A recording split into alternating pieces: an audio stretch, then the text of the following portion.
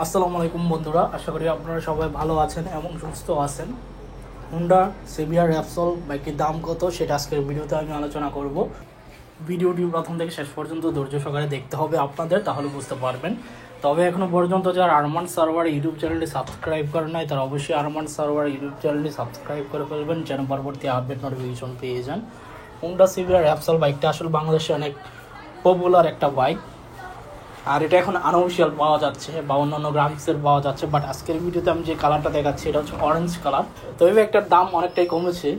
আগে দাম ছিল 6,35,000 টাকা, এখন দাম কমে আস্কিং প্রাইস দাঁড়িয়েছে 5,85,000 টাকা আস্কিং প্রাইস।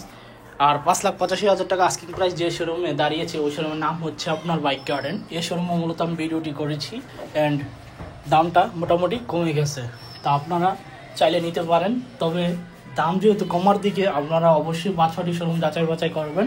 5-6টি শোরুম যাচাই বাছাই করার পর যে শোরুম থেকে মনে হবে কম দামে বাইকটি ক্রয় করা যায় ওই শোরুম থেকে বাইকটি ক্রয় করে ফেলবেন।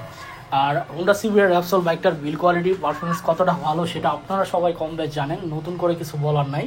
কারণ এই বাইকটার বিল কোয়ালিটি পারফরমেন্স খুবই ভালো, টু গুড। অ্যান্ড R15-এর ইঞ্জিন থেকে কিন্তু ইন্দোনেশিয়ান সিবিআর র্যাপসল বাইকের ইঞ্জিন পারফরমেন্স কিন্তু আরও বেটার। আর এটা ফ্রন্ট ব্রেক, রিয়ার ব্রেক, ABS ইউজ করা হয়েছে, আপনারা সবাই জানেন। এবং মিটারটা খুবই প্রিমিয়াম কোয়ালিটির মিটার ইউজ করা হয়েছে এবং লক যে সিস্টেমটা আসলে খুবই প্রিমিয়াম উন্নত মানের লক সিস্টেম সিকিউরিটি ইউজ করা হয়েছে। তো এই ছিল হোন্ডা সিবিআর র্যাপসল বাইকটি সম্পর্কে আপডেট ইনফরমেশন। আর নতুন বাইক যারাই ক্রয় করেন অবশ্যই ব্রেকিং পিরিয়ড মেনটেন করবেন, ব্রেকিং পিরিয়ড মেনটেন করে তারপর চালাবেন। এতে করে আপনার ভালো হবে। 2000 কিলোমিটার পর্যন্ত ব্রেকিং পিরিয়ড মেনটেন করে চালাবেন, বাইকের অবস্থা ভালো থাকবে, কন্ডিশন ভালো থাকবে। আর 5-6 RPM এর বেশি উঠাবেন না। এই ছিল আজকের ভিডিওর আপডেট ইনফরমেশন। দেখা হবে ইনশাল্লাহ পরবর্তী ভিডিওতে, এবং আল্লাহ হাফেজ।